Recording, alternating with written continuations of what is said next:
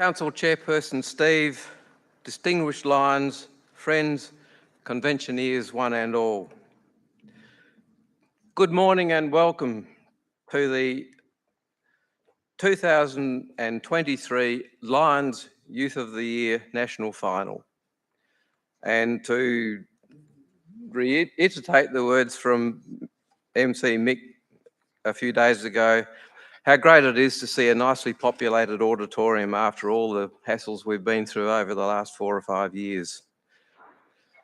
Conventioneers, this morning you will be entertained with presentations from 6 of Australia's most influential young school students. From this convention onwards, we are awarding the state finalists with an extended tour of the convention city plus a few very useful dollars in their pockets. On Friday morning, we took the contestants on a tour of Surfers Paradise, where they had time to themselves and to get to know each other. And we had a chance to observe the group dynamics. You would never know they were a part of a competition, but as we kept on saying to them on Friday night, you have achieved the best of what this Youth of the Year program has to offer. Whatever happens today is just a bonus for you all. And of course, to re-emphasise the prime focus of Youth of the Year is to provide an opportunity for these young people to experience success. Becoming a national finalist, though, is a success that only 6 students in Australia will get to achieve.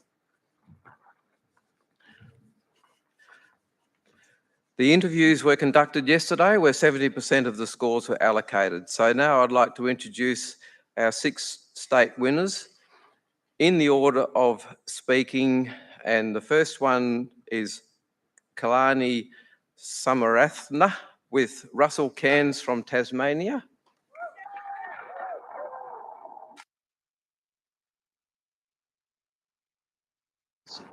Just head across to the stage and stand beside. Yeah. Second,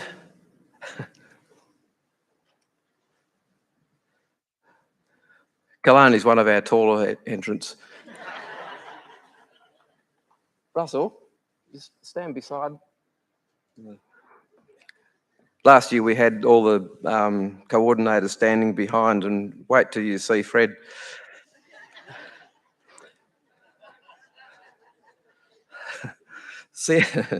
Sienna Gladstone with Christy Box from Victoria.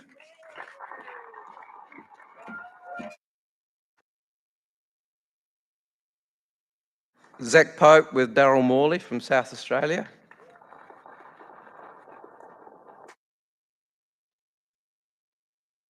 Jonah Hannah Carey with Margaret Ann from Western Australia.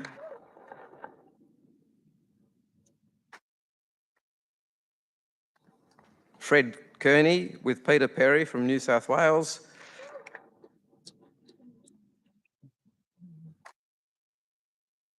And Lindsay White with Rob Craig from Queensland.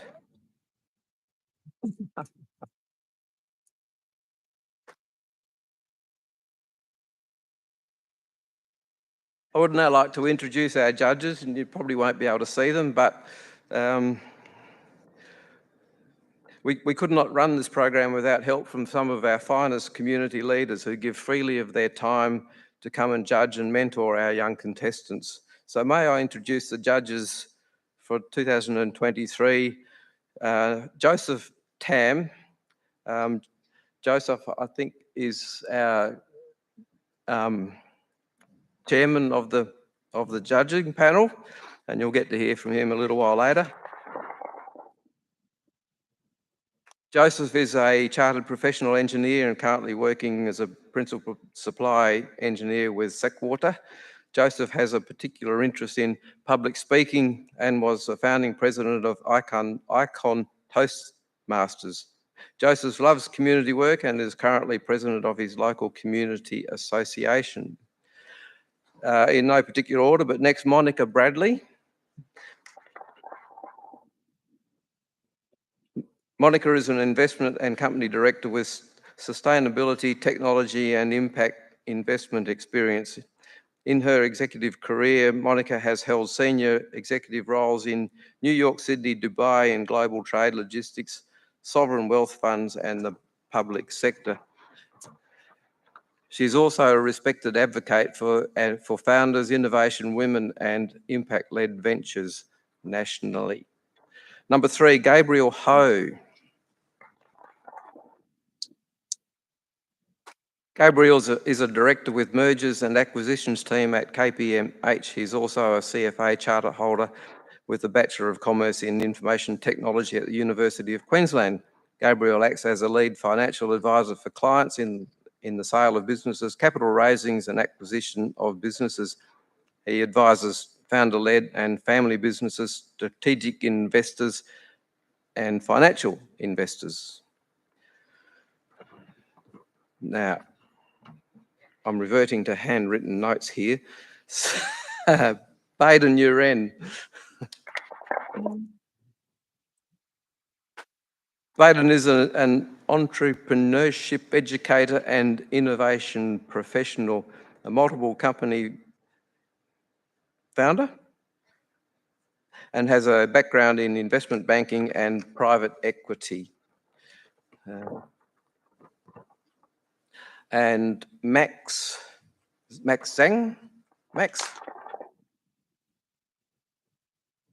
is a principal mechanic engineer with Lycopodium. Max has more than 20 years of working experience in the mining industry, and his passion is to mentor young engineers. Finally, Huda.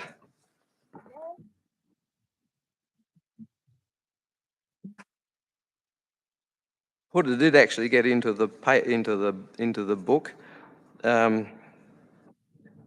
So welcome back, Huda. Huda was last year's winner of the at the national final in Melbourne, and we invite the last year's winners to be a reserve judge on this panel. Now, even though her scores won't count, she's had a great input into the preparation of the questions and advising both the panel and the entrants on how to deal with the situation that they've got. I was in there for a little while getting set up, and she was very, very confident and competent in speaking and helping the judges formulate this program. And it's a great thing that we can do for our winners. It just gives them another level of experience in this program. So welcome, Huda.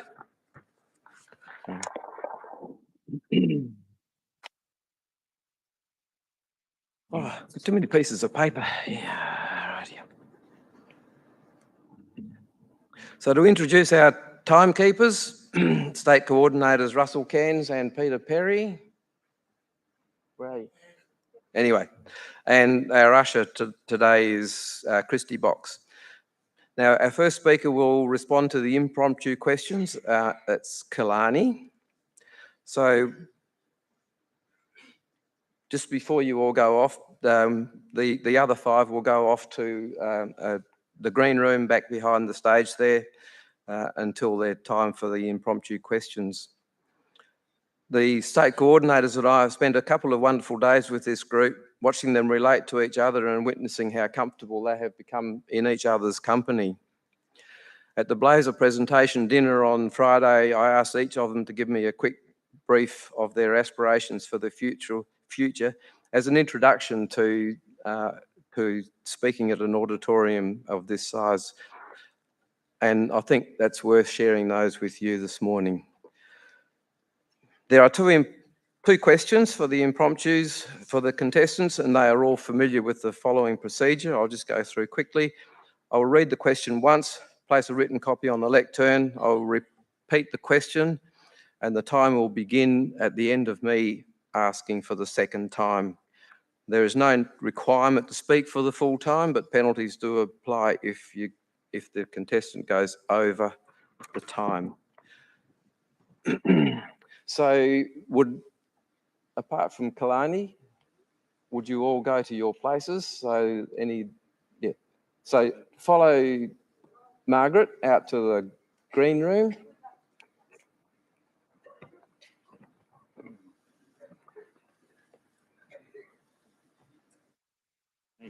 Oh, have you got a job up here or not? No. Oh, I just can't sit. Yeah, thanks, mate. Yeah.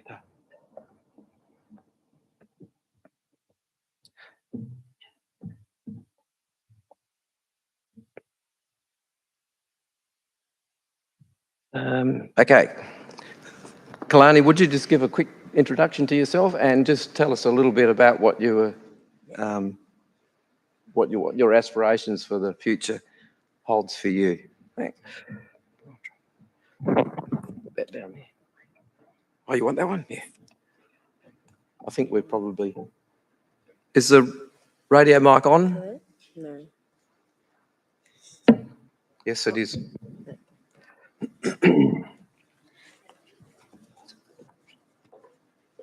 Hello, everyone.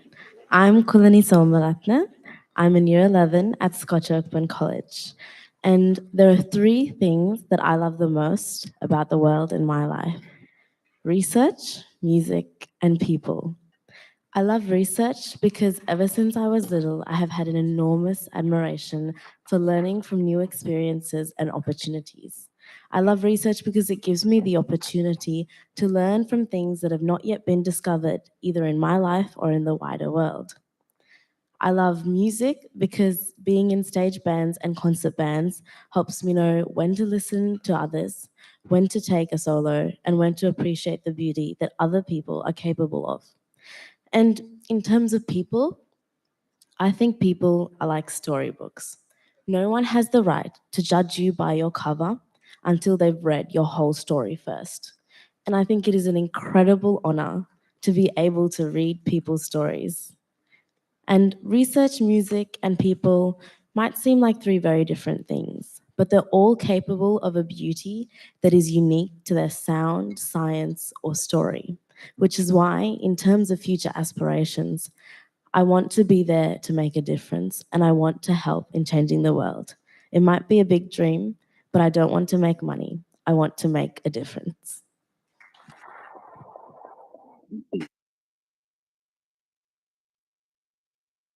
Would you like to use that?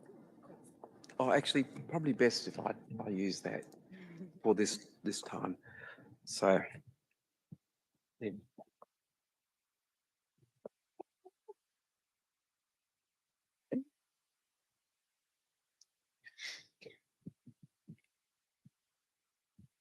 So, Kalani, your first question is artificial intelligence, friend or foe?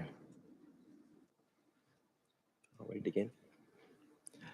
Artificial intelligence, friend or foe? My school bag is so heavy. I walk to school 600 meters every day, and it is filled with textbooks that I lug around.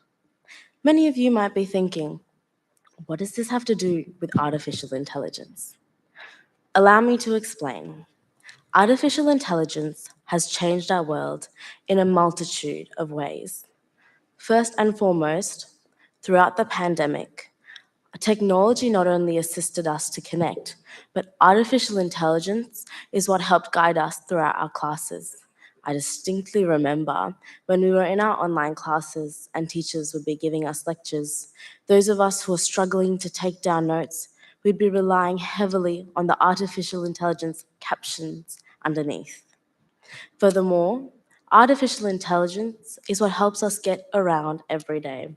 It is what helps us not only enjoy the journey, but reach our destinations through, you named it, our GPS.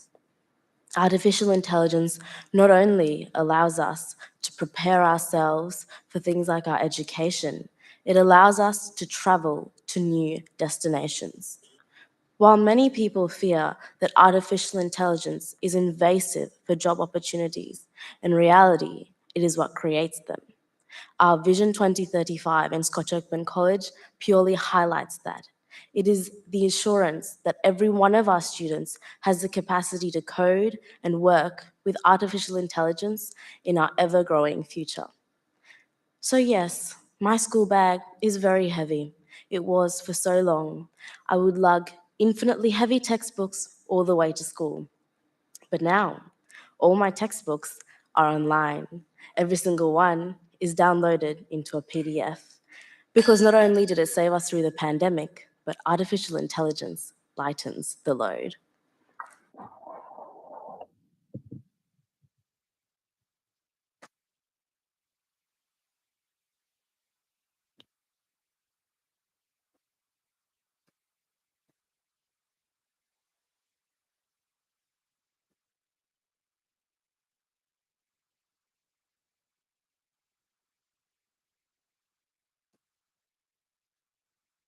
Your second question, Kalani. If you are a global influencer for a day, what will you do?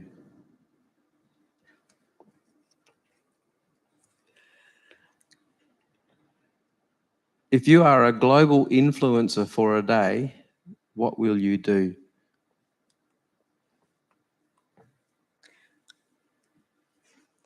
Oscar Wilde once said, "When it rains, look for rainbows. When it's dark, look for stars." Throughout society, the young people of today are constantly bombarded through social media and throughout the news of all the storms, the darkness, all the rain. But if I was an influencer, even just for a day, I would remind people that the most important thing to look for in a cloud is the silver lining. I would remind people that not only do people do bad things throughout the day, but there are so many people in the world that do good things every day. Because it is important when we experience the reign of social media, the reign of constantly wanting to perfect the typical Instagram image, we must remember that we are all human. And the beauty of our world lies in the diversity of its people. I would remind everybody to look past the rain and past the storm. I would remind people to look past the darkness, because as a global influencer, I would give people the reassurance and the remembrance that it is our responsibility as the leaders of the future to ensure that we do as Oscar Wilde said, to ensure that when it rains, we look for rainbows, and when it's dark, we look for stars.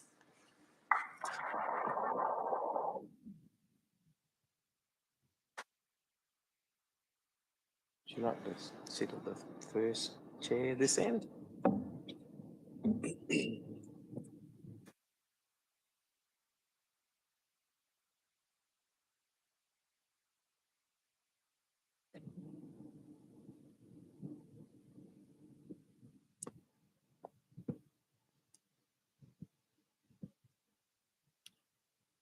And next speaker is Sienna.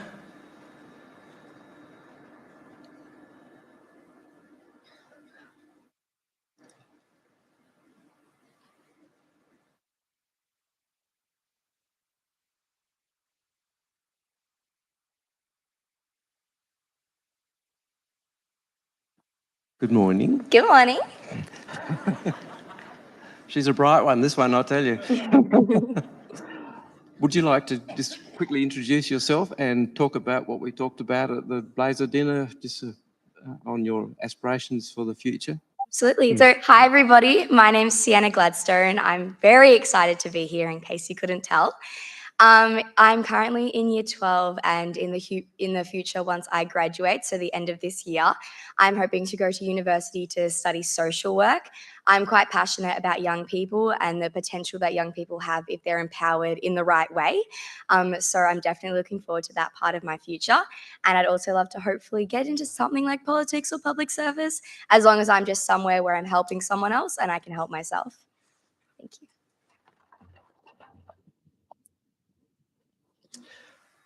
Sienna, your first question. Artificial intelligence, friend or foe?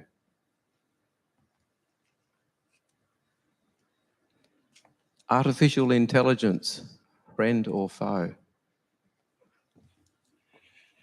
If you meet me and we have a single discussion. From there out, you're now known as my very best friend. Instantly, everybody becomes my friend. And I think as the times change and we meet new people and we create new things with the power that we have in our minds, we have to become friends and embrace it, because the alternative is so much worse. I know for my teachers, I've got my brilliant teacher here today supporting me. Artificial intelligence is faux. The amount of times they've busted someone using Chat GPT to create an essay question, or they've used it to just ask it a silly joke, but the answer's kind of not that funny, it becomes faux. The moment it does something we don't want it to do, it becomes faux. And that idea is so prevalent in society because when we look at things, we are the only things in our own lives that we can control. We can't control the weather. We can't control the people around us. We can't control how we feel all of the time, but we can control how we act, how we embrace, and how we acknowledge. So because of this, I believe that AI is friend. AI can help us get us to where we need to go, because if we decide to not embrace it and we decide that it's a bad friend and not our best friend, we don't know what we're missing out on, because we'll never know if AI is foe. That rhymes because it's true. And we have to look at that a lot in society. If things make sense, often it's because they're true. With AI, we can begin to have these brilliant discussions. It can open up channels that we've never thought of before. I know I'm guilty of using AI. On Snapchat, we have this new thing called My AI Friend. And I've asked it about its day, and it's told me about its day, but it's just a robot. Does it have a day? It does, because it's my friend.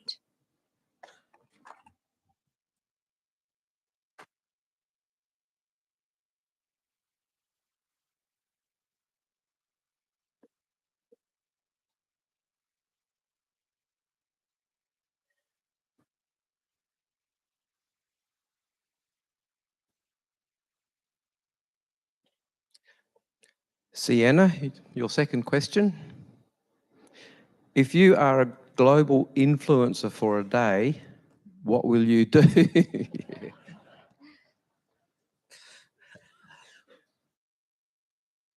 If you are a global influencer for a day, what will you do? You're lame, you're stupid, shut up. Whenever these things are said to myself or my friends, the common opposal to that is, you're not lame. Oh my God, you're not stupid. Don't listen to them. But nobody ever tells you to not shut up. As a global influencer for a day, personally, I wouldn't shut up. And I would tell the youth across the world, and I would tell every person who has a voice to use it and to never shut up. Everybody has such influential parts of themselves they don't even know, because they so often listen to what they're told to do and what they're told not to do. They live by the confinements of their own mind because they believe that that's them, but it's not them. So many people are trapped in a shell of themselves because they never figure out who they really are.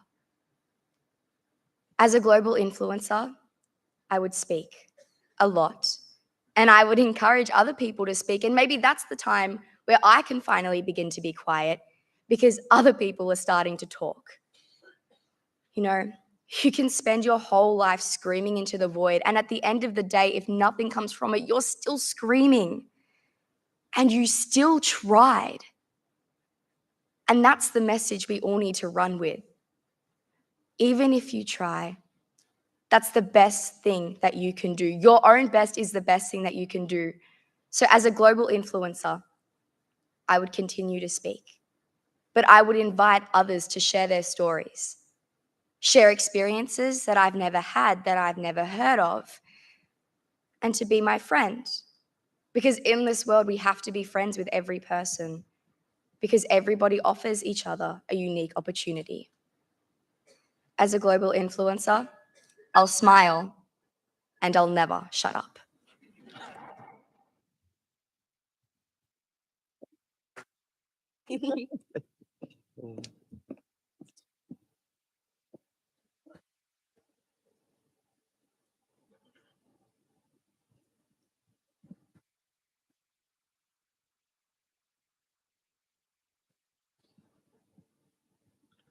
Our next speaker is Zach.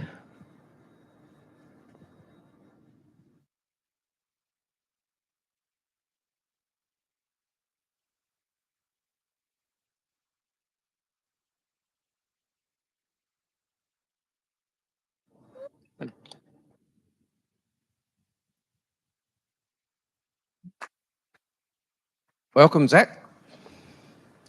Would you like to introduce yourself and talk a little bit about your aspirations for the future? G'day everybody, I'm Zach Pope. I'm from Narracourt, South Australia.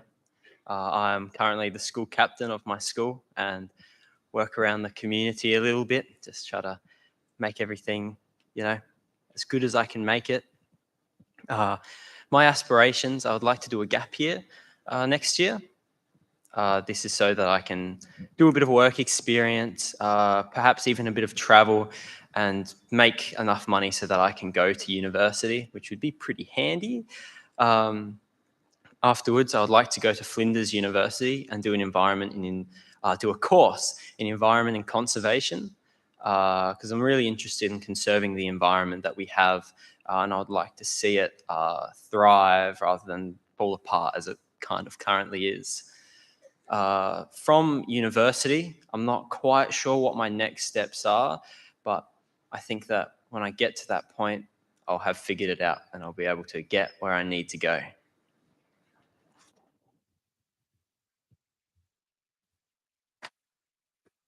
Okay, Zach, your first question.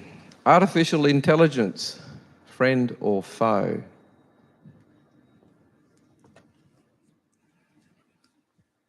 Artificial intelligence, friend or foe? We've all seen it in the news. We've seen AI slowly evolve, quickly evolve over the past couple of years. We've watched as it makes blurry, strange images into beautiful masterpieces that are even better than artists themselves. This causes a lot of fear and a lot of strife, especially in the communities that are being affected by this evolution. Artists, for example, are afraid that their jobs are going to be gone. Writers are afraid of the same thing. I know an author who's too scared to write another book in fear that he's going to be replaced by AI before he can finish it.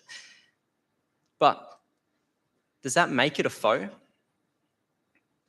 AI has plenty of negative connotations, but we seem to ignore the positive connotations that AI can bring. I'd like to draw you back to a different time where mathematician was a job until the calculator was invented.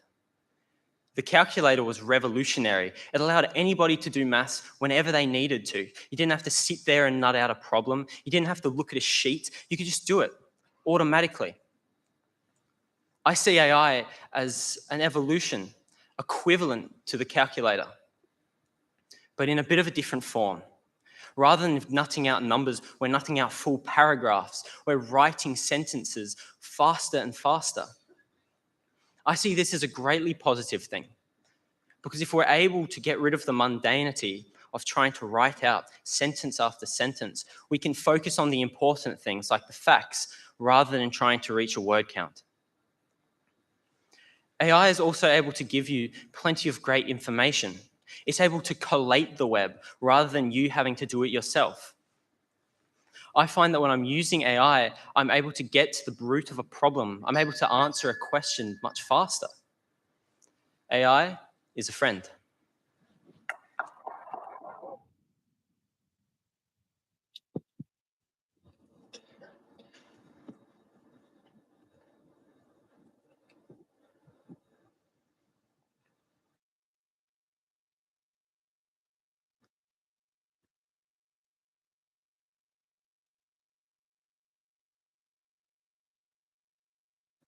Okay, Zach, your second question. If you were a global influencer for a day, what will you do?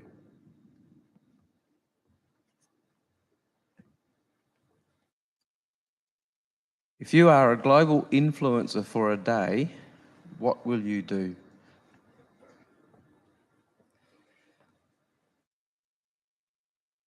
If I was a global influencer, if I had the ability to have my voice heard across the entire globe, I would try to spread as much positivity as I possibly could. I would try to get my opinions out to every single person who was able to listen, so that perhaps they might listen to what I have to say and change the opinions that they have. I'm passionate about the environment. I've already kind of made that clear. I want to go to Flinders and research how I can save trees. It's something that I would love to do. But I find that a lot of people tend to overlook the importance and the dire situation that our environment is in. If I was an influencer, I would shed light on this issue because it's incredibly important. We are supported by the environment that is around us. We might not see it, we might not really realize that the forests and the seas support our very being. Of course, it's a little bit self-explanatory. We need the land for farming. We need the oceans for fish.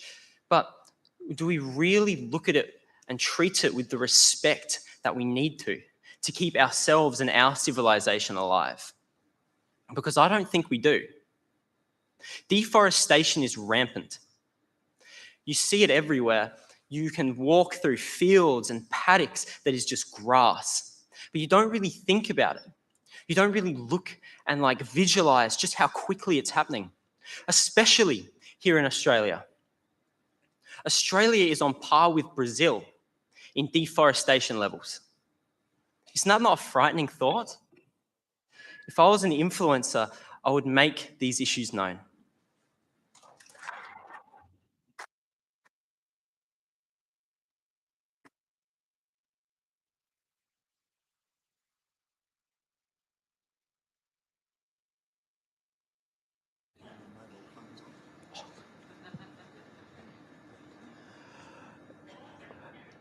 Could I just remind everybody, please, to turn their mobile phones off or onto silent, airplane mode, please? Thank you.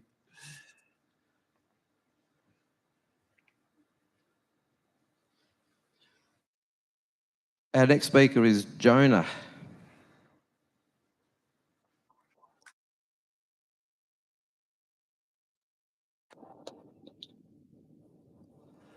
Hi, Jonah. Would you just like to introduce yourself and tell us a little bit about what your plans for the future are? Good morning, everyone. My name is Jonah Hanikari, and I am representing the W Districts and the Lions Club of Claremont, Netherlands.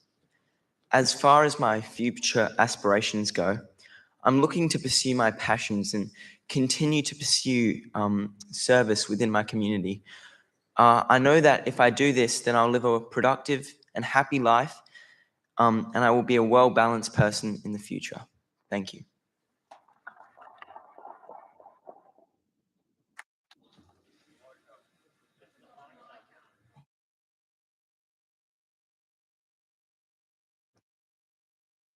We should have started with Fred at the top. Jonah, your first question, artificial intelligence, friend or foe?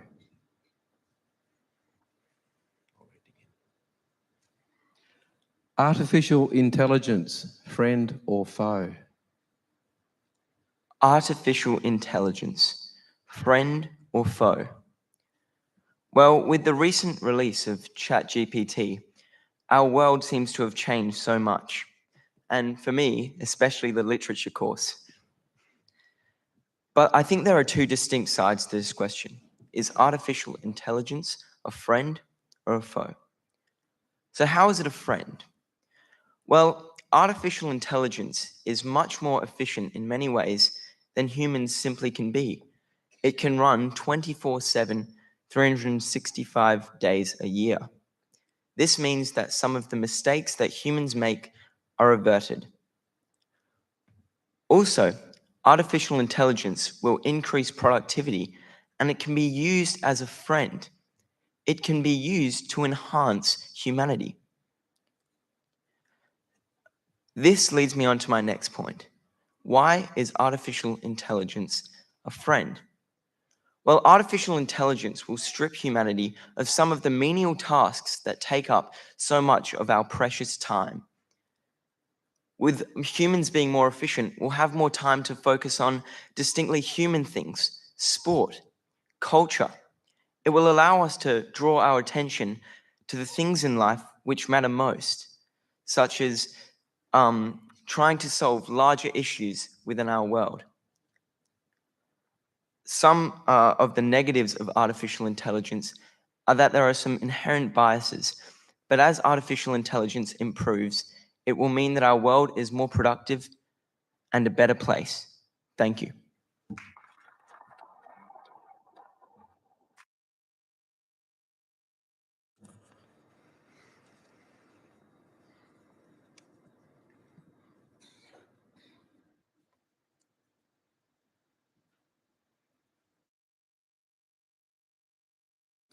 Your second question. If you are a global influencer for a day, what will you do? If you are a global influencer for a day, what will you do? If I was a global influencer for a day, what would I do? Well, I believe that the people that have the most attention and power and outreach, it is their responsibility to advocate for what they believe in. So what do I believe in? Well, I believe that we should be aiming to solve issues within our society. Being a global influencer for a day would be, I think, a very eye-opening experience because I don't know what it's like to be famous, and I'm sure that it would be very difficult. But I would advocate for changes which I believe in. Firstly, I would draw attention to mental health issues within our community. This is a big issue that I truly believe in and something that I want to pursue into the future. And so having a microphone to the whole world and being a global influencer will allow me to spread my message to an audience which I may never be able to reach just as an individual, because I will be spreading it to a large community. Another issue which I think is really important is climate change. Our world is changing so much, and I think that it's important that we recognize the largest issues, and climate change is one of them. So I would make sure that I'm advocating for people to take responsibility for climate change. Finally, as a global influencer, I think that I should have some fun. So I'd go out and I'd try and speak to as many people as I can and connect with my community. Thank you. That's it.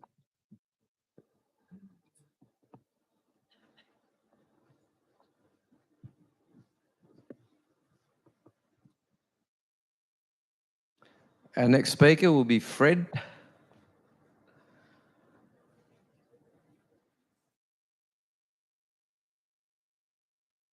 Yeah.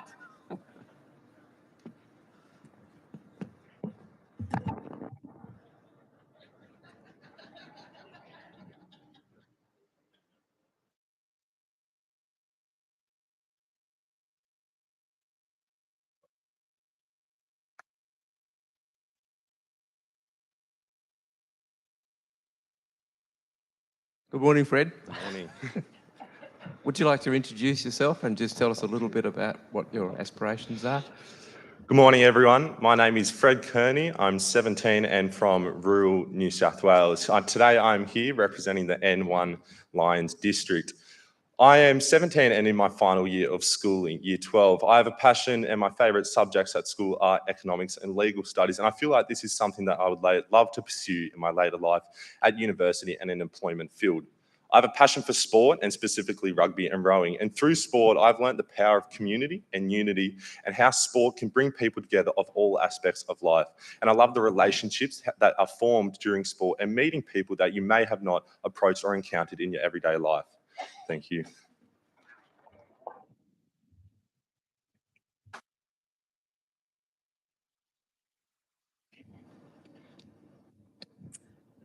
Okay, your first question.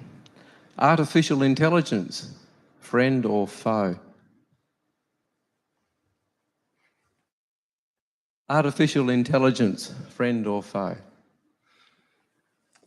Technology, something that is so prevalent in our lives today. And as a young person speaking to this crowd today, I feel like I have an obligation to stand here and tell you the negative effects and tell you how we're encompassed in our lives by technology and phones and computers and how it is ruling our world. However, I feel like this is often what we are obliged to say. We are expected to say these things to the generations of our world. However, I feel like in a society where we are quick to look at the negatives, where we are quick to look at the impacts that are happening on us and the younger generation specifically. However, I would like to propose to you today the way technology and artificial intelligence can bring us together as communities. I would like to take you back a few years to this little thing that went around called the coronavirus. And I would like to remind you of the ways of how artificial intelligence and programs such as Zoom and messages and technology helped us communicate with each other. I spoke about the power of community and uniting. Without artificial intelligence and technology, how would have this occurred? How would have we remained in touch with loved ones? I'd like to pose that question to you. In a society where we are constantly to look at the negatives and quick to judge, however, we must remind ourselves that everything is okay. However, caution must be taken. Artificial intelligence is scary. And as a young person growing into the world, there are sides of it which I am impacted by negatively. However, I feel if enough care is taken with such topics, I feel like we can become one and use it to the advantages and help it communicate and form relationships with each other. Thank you.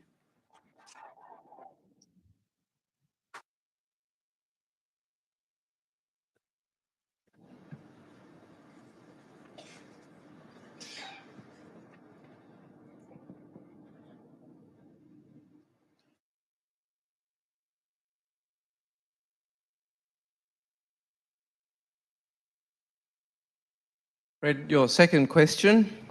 If you are a global influencer for a day, what will you do?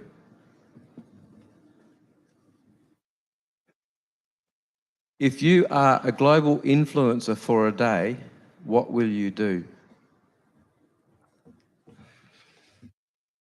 Many years ago, I believe if you told someone your job was that you lived in the Gold Coast, went to the beach every day, had some cool tattoos, and regularly posted on your social media, they may have laughed at you and not taken you seriously. However, it was funny on the trip here to the Gold Coast from New South Wales. I told my mother that, well, Mum, if all else fails, I may come to the Gold Coast, get really tan, get shredded, and become an influencer. Now, she laughed at this idea, but then I had a serious thought about it. Would I like to be an influencer? And I thought about the way that this will allow myself to communicate with others, to tell people my story, and to share my passion for inspiring and leading and sport. Coming from a rural area, I believe the power of communication and relationships is so thoroughly important. I have an older brother who I am similar to in no other way. I found out I was dissimilar to him when I found out that he had a passion for riding bulls and mustering. And I thought, well, I'm pretty sure I can get a belt buckle on eBay for $8 that does not cost me my front teeth. However, it is this power of communicating and forming relationships with people that have dissimilar interests that I find so inspiring. Becoming an influencer would allow me to share my story with others and hear other people's stories that I may not have encountered with my everyday life. The power of influencing others and inspiring others to drive them to make change, to have confidence in themselves, to speak out and stand up for what they believe is right. Influencing does not have to be forcing your views on other people. It can simply be sharing your story in exchange for someone else's story. And I feel like that is something that is so characterized in such a negative way in our society today through the use of technology. So I believe that if I became a global influencer, I would like to share stories and hear stories, not force stories upon other people, and form relationships with people that I may not have encountered. Thank you.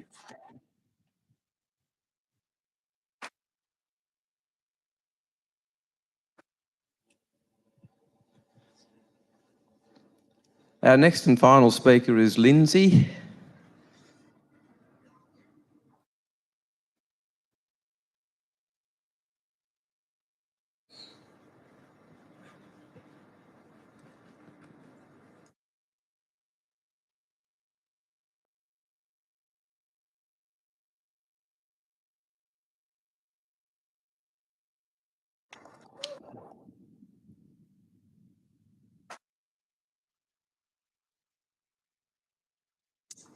Hello, Lindsay. Would you like to... Oh, hang on a minute.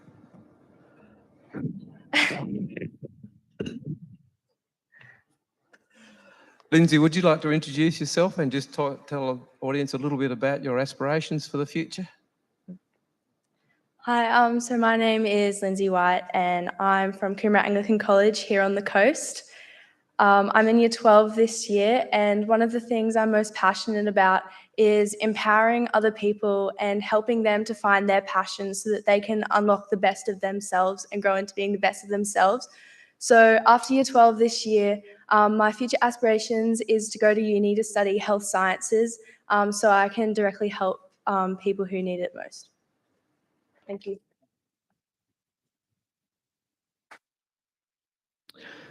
Lindsay, your first question. Artificial intelligence, friend or foe?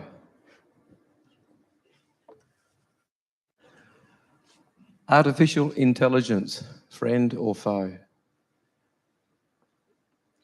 Artificial intelligence, it's a type of technology that has been developed so much within the last few years, and there's so much opportunity that lies in this field that's completely unimaginable within the last 20 or so years.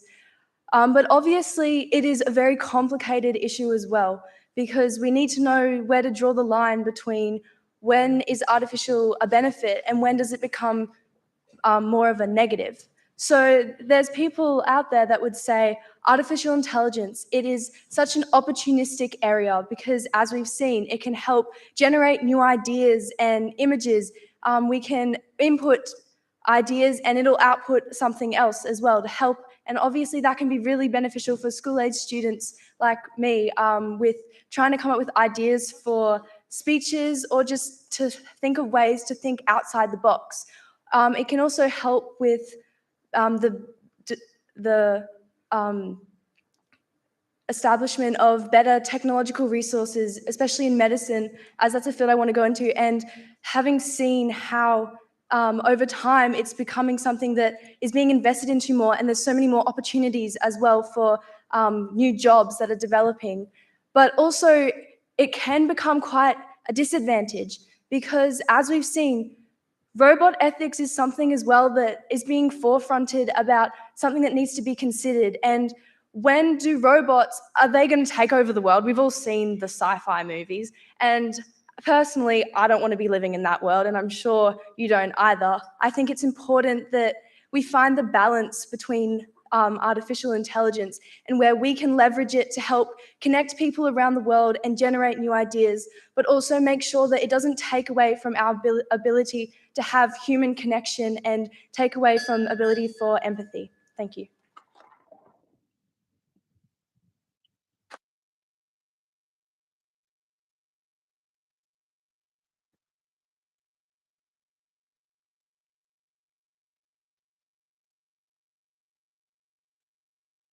Now, Lindsay, your second question. If you are a global influencer for a day, what will you do?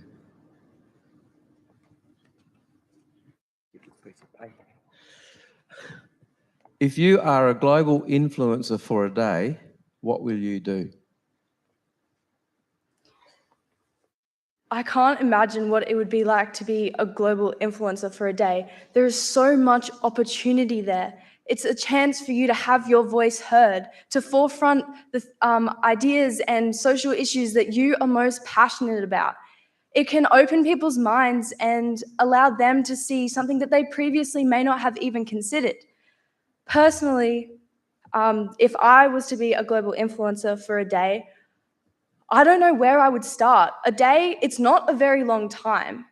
It's in the grand scheme of our society, a day is not a lot of time to make a huge change, to make a giant impact among people. But I believe for that day, what I can do and what others could do if they were given the opportunity would be to just put out new ideas that people may not have thought of.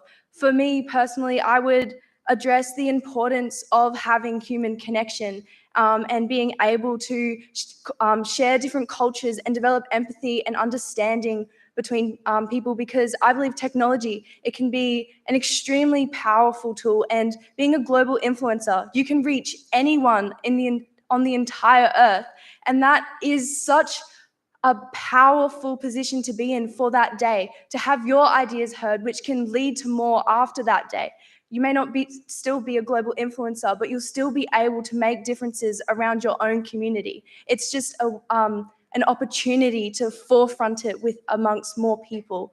So therefore, I would say if I was a global influencer for a day, I would use that as an opportunity to put my voice out there and to inspire other people to put their voices out there. Because then if you can act locally in your own community, you can then put that out globally, and that would only be a benefit to society as a whole because we can share more ideas. Thank you.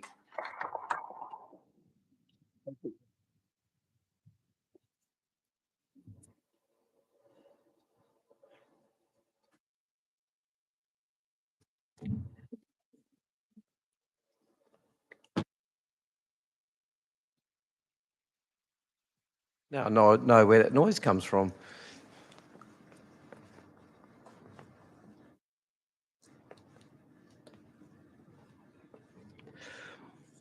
Just while the judges tidy up their notes after this section, I'd just like to say that a common theme I've noticed right through their introduction and through all their answering of the impromptu questions is that these guys all have the community foremost in their thoughts.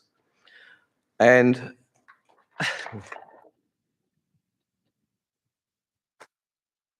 way back when I first saw my first youth of the year back at club level, I just about dissolved watching some of these kids trying to answer an impromptu question, and I hated them with a passion.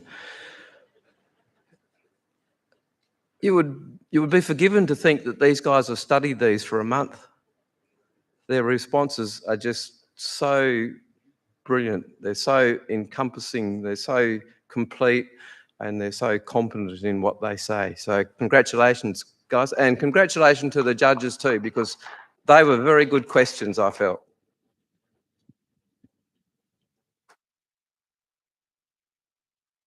So our first speaker for the public speech is Kalani, in the same order, and her topic is dolls.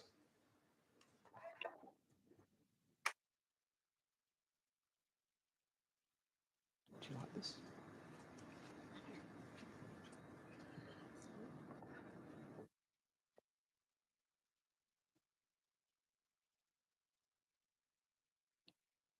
When I was little, I used to love dolls. Where I come from, in Sri Lanka, there was only one type of doll, the stereotypical golden blonde-haired, blue-eyed Barbie dolls that were every little girl's dream. I distinctly remember staring curiously at my mother's computer screen. It had a picture of the most beautiful doll I'd ever seen, with stunning blonde hair, blue eyes, and sweet rosy cheeks. When I asked her about it, she told me it wasn't a doll. It was actually a photo of a little girl. I genuinely did not believe her. All the people I had met so far had black hair, rich brown skin, and black eyes. Any other human appearance physically did not exist in my 6-year-old world. So, when we moved to Australia, it was the biggest adventure of my life. I was beyond ecstatic to meet real life people who looked like dolls.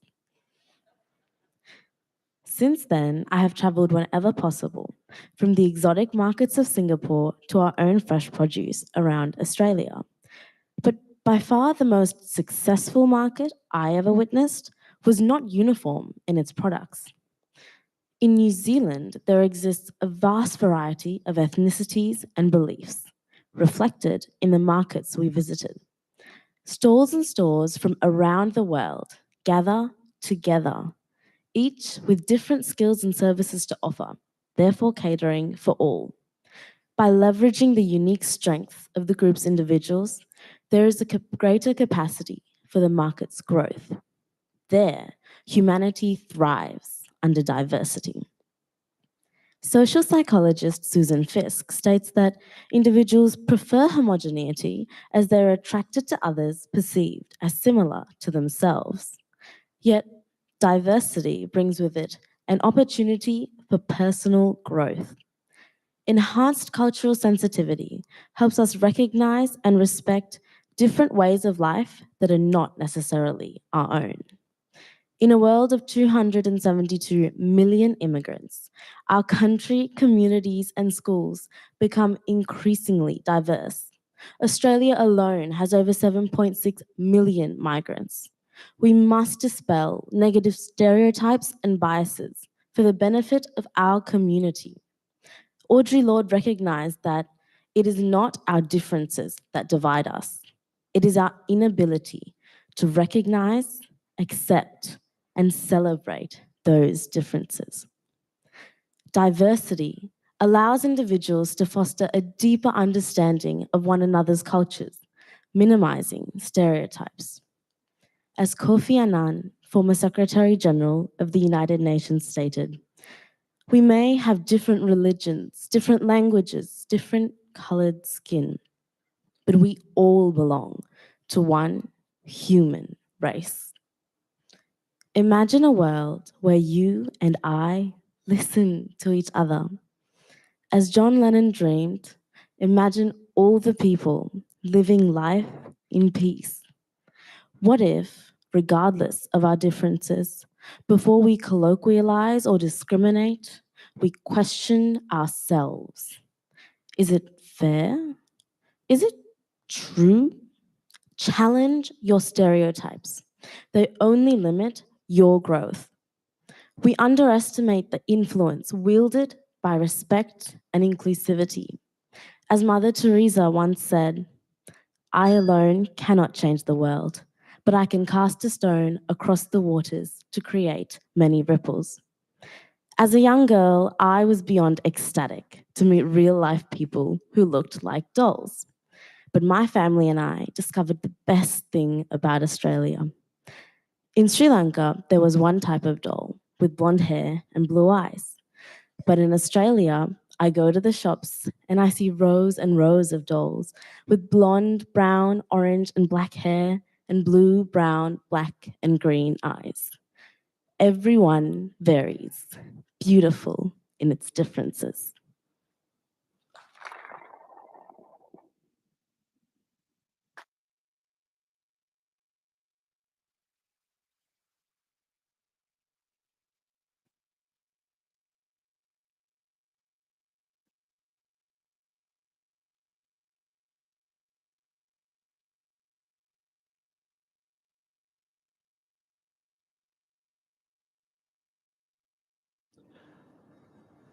Our next speaker is Sienna. And Sienna's topic is the colour theory of domestic violence.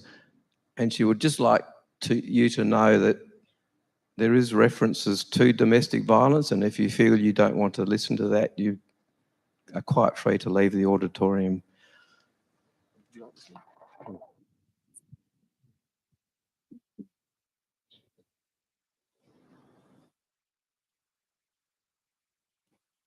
The first thing I remember learning were all the colours of the rainbow. And then I learnt about my emotions. Now, such a complex topic can be so hard to understand for such a little person so new to life. So my parents, and every teacher after them, came to the same idea. Yellow is happy, blue is sad, red is hate, but red is also love. That's where I began to get confused. You see, growing up again and again, all the teachers in my life told me that the reason the boy in my class smacked me across my face with a purse was because he has a crush on me. And another one called me a whale because he just doesn't know how to talk about his feelings. And now I sit here and I listen to the way my little sister was shoved off of the playground, but not to worry because they got married with a ring pop in the schoolyard right after, while her knee bled the colour of love and hate. Moving on from one example of male attitudes to females. I'd like to tell you that when Mission Australia explains that 1 in 6 women are victims of domestic violence, I'm honestly not surprised. And then it hurts even more that that statistic is for women under the age of 15. When in Australia, every 9 days, a woman is murdered by a man in her life, someone she trusts, a brother, a father, a partner. I tell my friends I love them. When in Australia, the ABC reports that 84% of women experience some form of sexual harassment before the age of 17. Before she's a legal adult, I tell my sister she is brave. She can do anything, that she should never be afraid. Even when I always am. Purple is the color of fear. That's another one we learned in kinder. And young kids see this in the horrifying tale of the purple people eater, or the fact that in the movie Inside Out, the literal embodiment of fear is purple. But do you want to know what else is purple? The bruises. Scattered across the bodies of the 10 women a day who were hospitalized because of domestic violence.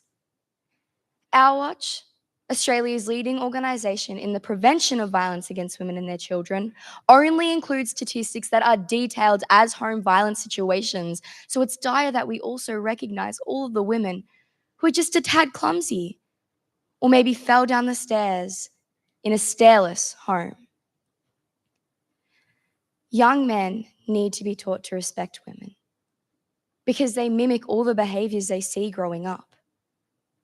By the age of 3, all children are already experiencing 1 million neuron connections in their brains per minute. They're listening, they're watching, and they're beginning to understand as soon as they hit 7.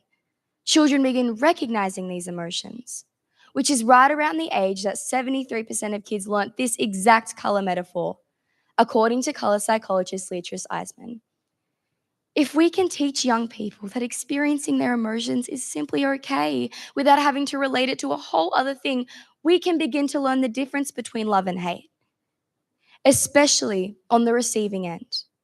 And although family and domestic violence are gender-based crimes, it's crucial that we acknowledge the 1 in 19 men and boys who are also victims of violence. According to the National Bureau of Economic Research, children who experience violence are 2 times more likely to engage in criminal activity, 9 times more likely to get addicted to drugs, and 15 times more likely to rely on alcohol instead of a loved one. All it comes down to is teaching the young people in our lives to not even be the greatest person, but to simply just be a person. So right now, I want all of us in this room to think of one young girl in our lives. I'll be thinking of my little sister, Sapphire, but you can think of anyone who just makes you smile, and we could continue to look at this dire situation with rose-colored glasses and ignore the fact that mixing red with white makes pink, not white. Or together, we can empower these young people to stand up for themselves. And we can hold the people making them uncomfortable accountable, and then we can begin to educate everybody.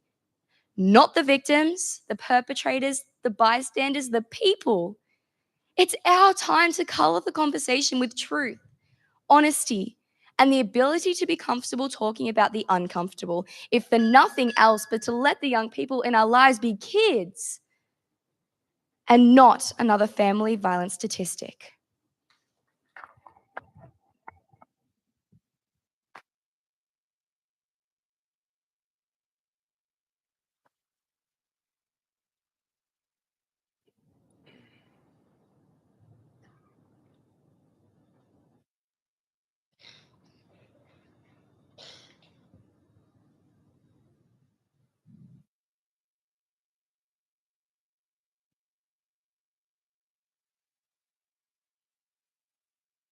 And our next speaker, Zach.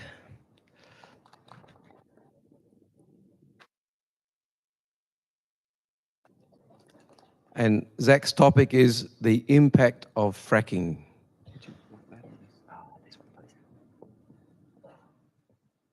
Imagine if the water you drank was poisonous. Imagine if the air you breathed slowly decreased your life expectancy. or if just a few kilometers away was a machine that ruined your region and your country. G'day, ladies and gentlemen. My name is Zach Pope, and this is the reality of fracking. Fracking is the process of injecting water at high pressures into underground rock formations. This violently forces open a route to extract oil and gas from, forming a fracking well. This creates a range of issues, including a contribution to climate change, spread of toxic chemicals, and contamination of water, causing wonder as to why this process is still present within Australia in the first place. Climate change is the greatest threat facing the globe. Already it's altered sea levels and weather patterns and threatens to become ever more potent. Australia, being an arid nation afflicted by droughts, fires and floods, is uniquely susceptible to the effects of climate change. And yet, we continue to frack, both increasing our emissions and destabilising our future while ignoring the goals we've set as a nation. Just the process of fracking contributes to Australia's greenhouse gas emissions. Namely, methane is known to leak from wells, a gas that has a climate impact 80 times greater than that of coal in the short term. But the point of fracking is to produce fossil fuels. Fuels we're supposed to be phasing out. By continuing to frack, we ignore the goals that we've set as a nation. To reach net zero by 2050, a goal set to prevent catastrophic climate change, we must reduce our emissions 57% by 2030. How can our emissions decrease if we continue to use the same strategies that produce them? Is it worth risking our country's future to keep this industry alive? Risking our future while ignoring the present? When water is injected to create wells, it's contaminated with an array of toxic chemicals. This includes lubricants, proppants, acids, and hundreds of other compounds. The issues with these chemicals is that they pose a risk to human health. It's been found that chemicals used in fracking cause cancer, respiratory issues, and even birth defects. Hence, if they were to leak from a fracking well, they would have a massive effect on nearby communities. The US is a country full of fracking and provides a confronting example of what Australia will become. In Pennsylvania, a study by Yale University found that children near a fracking site have been exposed to cancer-causing chemicals at a rate worse than a consistently smoking adult. Another by Binghamton University found that air pollution caused by fracking had contributed to 20 local deaths. Why does Australia continue to support this practice when we know it's deadly, when it poisons our children and pollutes our air? Is people's lives more important or less important than oil and gas? And the risk to human health continues. Once the injection's been completed, the wastewater returns to the surface, filled with extra toxic chemicals such as heavy metals like lead and dangerous concentrations of radioactive ones. These are stored in either above ground wells or are placed back into the earth through dams. Imagine then if these radioactive, dangerous chemicals were to leak from storage through an event such as a flood or incorrectly constructed well. What if they were to leak into water systems? It would cause a whole region to become contaminated. And in our country, where water is precious and agriculture abundant, this would be detrimental. Detrimental to the people who rely on this water as drinking water. Detrimental to the farmers who rely on this water for crops and for livestock. Detrimental to the entire economy that fresh water supports. But there is a reason we frack in Australia. Oil and gas is both a fuel source and industry in itself. Many have begged the question, without it, what would we do? The answer to this is renewable energies. The new, much cleaner energy source that's continuously evolving and improving. Not only would it prevent all the problems that fracking causes, but it comes with further benefits. Renewables provide cheaper energy, jobs equal to, if not greater than, fossil fuels, and are completely future-proof. Renewable energies won't need to be phased out, unlike the dirty, slowly dying processes like fracking. Australia is in a position where it can become a renewable country and reap the benefits richly. or one that continues to frack, ruining any future it held. Australia has a choice, whether it supports a toxic industry or protects our climate, our people, and our future.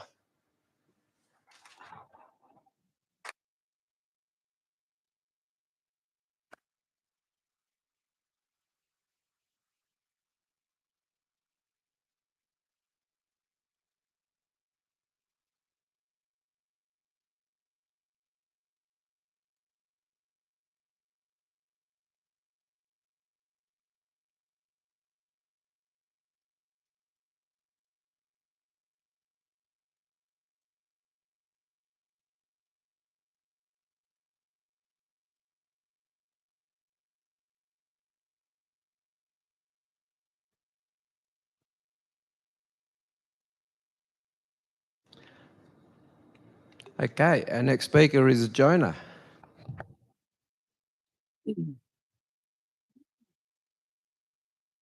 And Jonah's topic is why Shakespeare is the GOAT.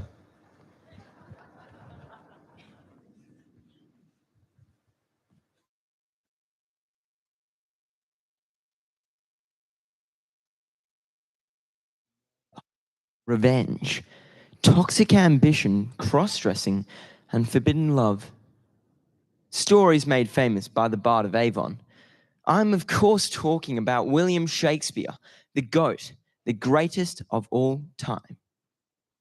William Shakespeare is, without a doubt, the most brilliant writer this world has ever known. His iconic plays tell every kind of story, from comedy to tragedy to romance, and are an illumination of the human experience. But some view Shakespeare as old-fashioned and outdated. Well, I disagree. I believe that he was daring and forward-thinking, a gifted visionary who continues to challenge our beliefs, our prejudices, and our assumptions, even today. But let's back it up for a minute. Why would I, as a young man of 16 years, be so interested in the works of an Elizabethan man who lived over 400 years ago?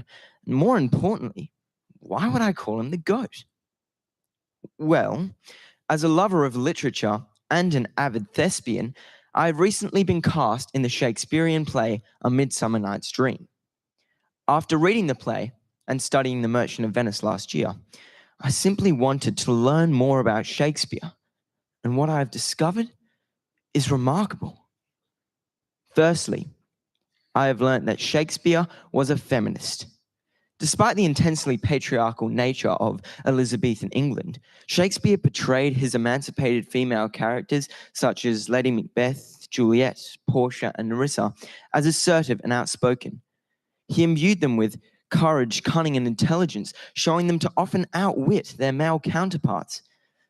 He sometimes even dressed these women up as men, and in doing so blurred the lines between gender and equality. Secondly, I've learned that Shakespeare was the master of romance, important to me as an eligible young bachelor. He remains the world's most romantic poet and dramatist. I mean, Romeo and Juliet is without a doubt the greatest love story of all time. In fact, Taylor Swift wrote a song about their love, and Hollywood directors continue to be inspired by their story. Finally, and most importantly, my research has uncovered that Shakespeare was an astute psychologist. He had a better understanding of the human psyche than any other writer. You see, Shakespeare's plays capture the human spirit and reveal his fascination and exploration of mental illnesses. His character soliloquies depict the disturbed melancholy of Hamlet, the madness of King Lear, the self-destructive paranoia of Macbeth, and the tragic schizophrenia of Ophelia. Shakespeare created multidimensional characters, rich in personality. There were no unredeemed villains, no flawless heroes. It is this relatable emotional connection which has given rise to the development of innovative rehabilitation programs in high-security prisons around the world. Shakespeare's understanding of the fallen, together with his somewhat brutal plotlines of violence and murder, resonate with the prisoners, Initiatives such as the Shakespearean Prison Project and Shakespeare's Behind Bars utilize role play to channel these intense emotions, and this type of theatre therapy is proving to be a transformative tool for this marginalized group. Do you know, interestingly, whilst imprisoned, Nelson Mandela spent many years studying a smuggled copy of the complete works of Shakespeare. The Robben Island Bible, as it became known, was a source of great strength for Mandela and his fellow inmates during their darkest days. 400 years after his death, Shakespeare still receives unprecedented global attention. I mean, we quote Shakespeare without even knowing it. Cruel to be kind, The world is your oyster, Wild Goose Chase, and The Green-Eyed Monster are some of my personal favorites. Shakespeare is also often quoted in The Simpsons, and an episode of Doctor Who sees the Doctor travel back in time to meet Shakespeare. Now imagine if Shakespeare could travel to the future and see that his plays still live on, that they are taught in schools and performed on stages all around the world. I wonder what Shakespeare would think of the advertisers who have adopted his iconic phrases and characters to sell everything from beer to Coca-Cola to iPhones. It is clear that Shakespeare and his characters have an emotional reality that transcends time and culture. And in the words of novelist Ben Jonson, Shakespeare's work is not of an age, but for all time. And that is why I believe Shakespeare is the GOAT, the greatest of all time.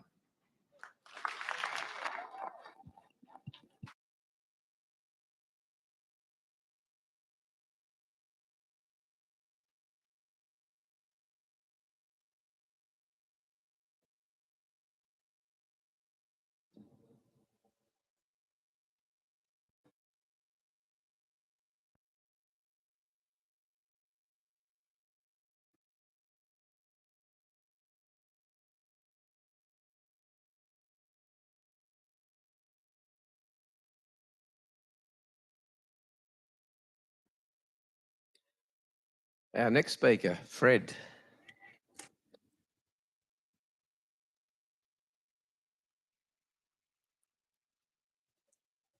And Fred's topic is tough times create tough people.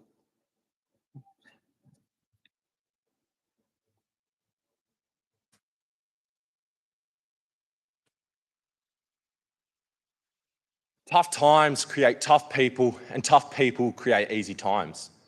This quote from the author G. Michael Hopp has been adopted into the Australian vernacular. The "she'll be right" and the "toughen up" mantra, which is embedded into the Aussie personality. We are often told what doesn't kill us makes us stronger.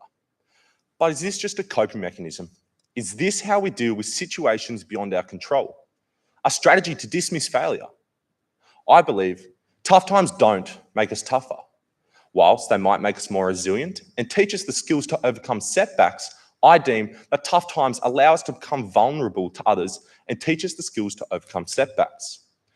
Growing up in rural New South Wales, the characters you meet are often hardened generational farmers who have spent their whole lives running a family business, and they certainly fit the description of being tough.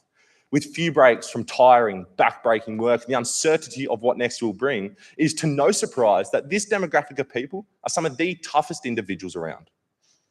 From 2016 to 2020, Australia experienced the worst drought in recorded history. Each farming household having profits decline by 28%, the national GDP taking a $53 billion loss.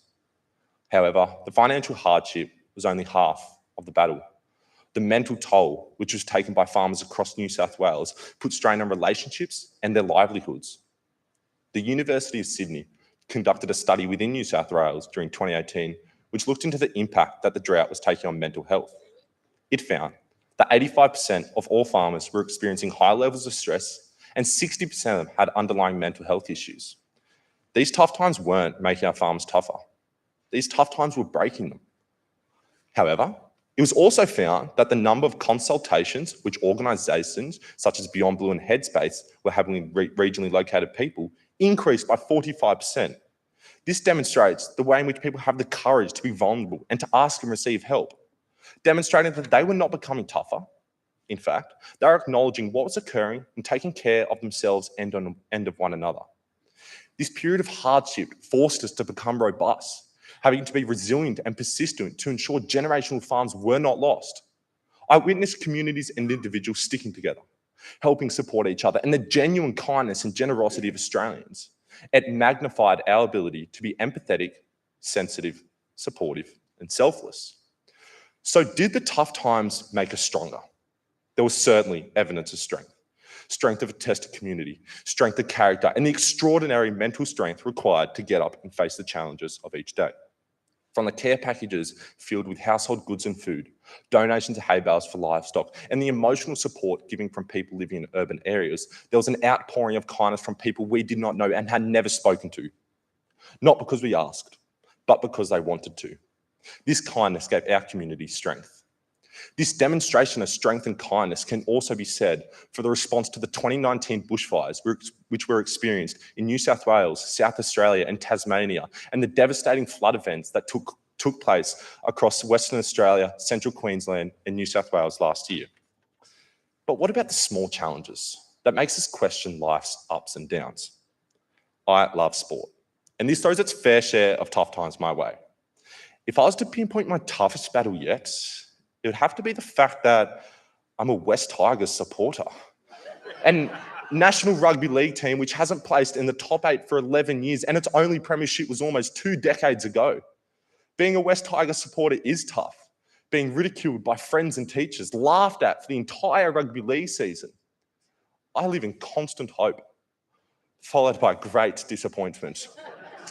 Despite their tough times of controversial decisions, not having a victorious season, losses, injuries, and dramas within the club, there's been no evidence of the Tigers appearing defeated. In fact, they are unreasonably, consistently optimistic and committed, as am I being a supporter. Witnessing this unfold year after year, I have not wavered in my support of them.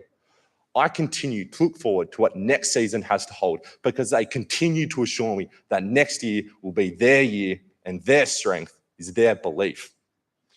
Whatever the circumstance, it is important to understand that the tough times won't last, but the life lessons will.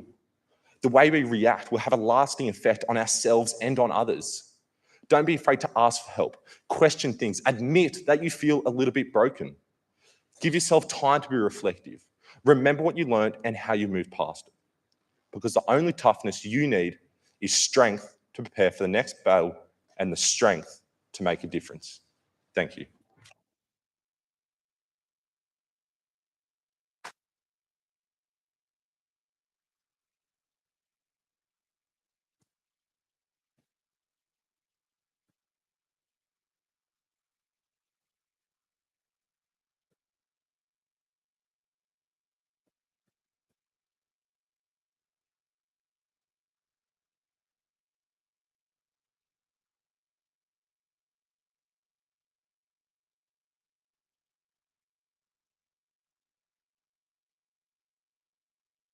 And our final speaker, last but not least, Lindsay.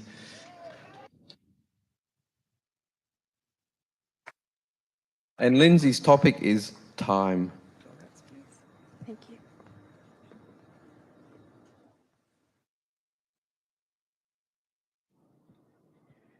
Time is precious. Time is valuable. Time is irreplaceable. If you're like me, you have complained about time running out during your daily life. Whether this was caused by your to-do list growing longer than the Nile, or simply wanting a holiday to never end because it was too relaxing. Can you see the correlating factor between these examples? Not a single one was about having too much time or life dragging. The reason? It's because we live in such a fast-paced world where moving instantaneously from one activity to the next is the norm.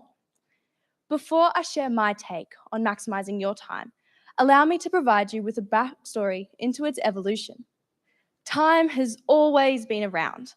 However, our decision to start measuring it first began in 3100 BC, with the Sumerians from the Bronze Age first inventing a 12-month calendar with 29 or 30 days. Jumping to 46 BC, the Julian calendar removed the power of corruptive Roman political figures. And finally, the calendar still used today, first invented in 1582, the Gregorian calendar, an adaptation of the Julian calendar to reflect Catholic ideas. I've always been astounded how over the course of centuries, we could simply change time schedules through calendars. How did we once squeeze 18 months into our current 12-month schedule? Yet, I believe the most important lesson from our history of time is that each nation, each empire, and each influential figure designed a calendar that best suited them, best suited their values and religious beliefs, being shaped around what they wanted to get out of their time. What does this mean? Time is not something to be daunted by, because no matter how much we have, we should be focusing on the importance of how we choose to spend it. Body image activist and 2023 Australian of the Year, Taryn Brumfitt, is the leader of the body image movement, which actively works to teach people to appreciate their bodies in all shapes and sizes. She has used her time so far to create documentaries, websites, and programs that teach young people to move, nourish, and respect their bodies. I'm sure you would agree this is beyond valuable work. At 44 years of age, she sure is leaving her impact on the world to help shape our communities into more self-loving places. Or what about 2023 Young Australian of the Year, Aware Mabil? At 19 years old, he co-founded the Barefoot to Boots organisation with his brother, aiming for better gender, health, and education equality for refugees. Now 27, Barefoot to Boots has donated over 2,000 kilograms of football boots and uniforms, which is unimaginably outstanding. Starting his not-for-profit from such a young age captures Aware seizing the day and making the most out of every minute. These two amazing Australians are only the tip of the iceberg. There are countless global citizens making a difference. Whether this is Malala Yousafzai or Vladimir Zelensky, these individuals are following their passions to make the most out of their time. However, as amazing as all these people are, it can become daunting for the rest of us. It is easy to feel insignificant or that your contribution to society will amount to almost nothing. But this is not how I see what seems like your hopeless future. Whilst we may not all dramatically change the world, solve global warming, or discover the cancer cure, which we all have the potential to do, I believe if we spend our time making small, seemingly insignificant differences, then this will amount to something greater with long-lasting impacts. Let me explain using what is known as making lollipop moments. During his TED Talk, Drew Dudley speaks about lollipop moments. This is when someone at a specific point in time fundamentally made your life better. He speaks about letting a person who positively shaped your life know, because ultimately, sharing our happiness and gratitude with others around us is essential. We need to live more like this, taking the time to appreciate all the positive actions happening around us, but also each of us being this change I'm speaking about. Each of us choosing to spend our time doing as much good as possible. Because if we spend our time improving the lives of others, then I guarantee we'll be proud of who we are and what we have achieved, even if we are never recognized. Time is precious. Time is valuable. Time is irreplaceable. Time waits for no one. So let's all take advantage of every opportunity and make our time truly ours. Thank you.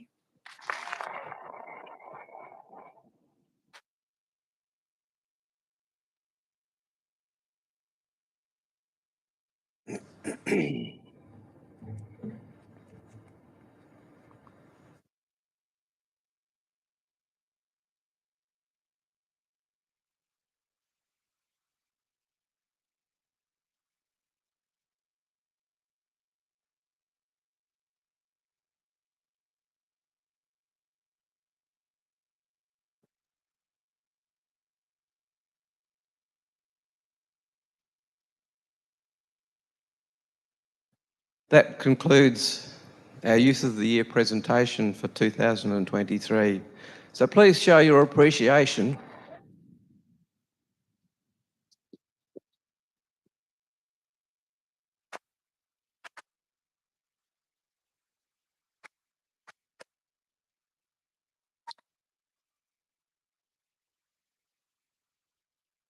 I've said this before, no doubt I'll say it again. I think these are some of the most inspirational speakers that we get to see at one of these conventions.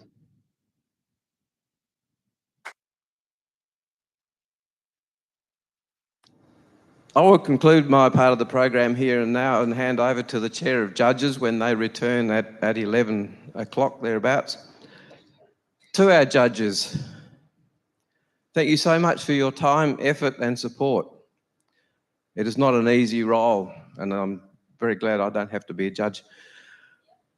These entrants are always extremely active, quality students with aspirations to be awesome young people and leaders in their chosen fields.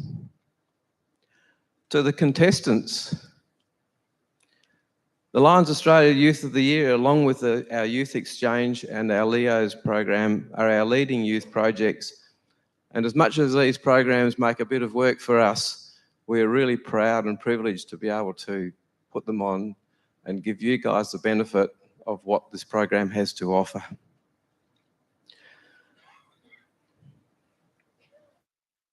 I'm also very much aware of how much work you have to do to prepare for an event like this.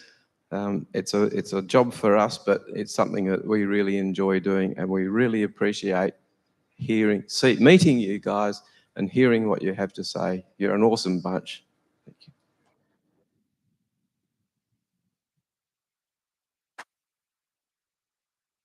I wish to congratulate each of you on your achievements and commend you and your families for taking part in the challenge of the Lions Youth of the Year program. I know this experience will be a benefit to you and help you in all your future quests, whether it be a job interview, leading your team members, or simply wanting to stand up and express your opinions. We hope you've enjoyed the challenge and have gained many positives from it. To you, the audience, thank you once again for being here today and supporting our program. Give yourself a clap. Now, the judges will retire now and come back with a decision on who will be our public speaker and the national winner for 2023. I think there's a break. I'll hand back to Mick. And judges, okay, thanks very much, everybody. I'll look forward to meeting you in an hour or so.